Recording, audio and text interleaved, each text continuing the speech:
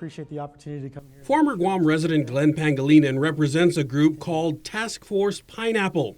Made up of U.S. military veteran volunteers, its goal is to help evacuate Afghan soldiers that served alongside American troops. It was founded just months ago by a retired Green Beret to rescue an Afghan commando he served with who is now under death threats from the Taliban.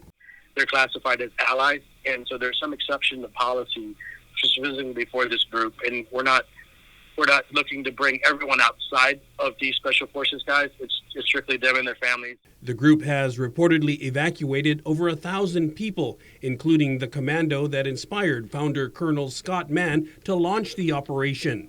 They have partnered with a firm led by former U.S. Secretary of Homeland Security Tom Ridge. Meanwhile, Pangilinan just arrived in Guam to meet with local leaders about a plan to process the commandos and their families at a tent city on Anderson. And use that as a facility to give COVID vaccines, measles vaccines, put them through the passport system, put them through the visa system.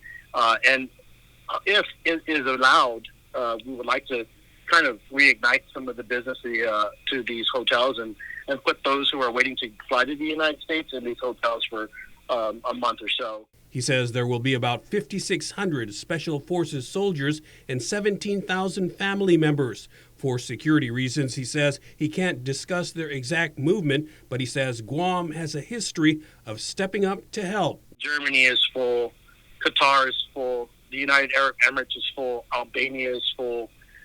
Those stations have refugees. None of them have these commandos.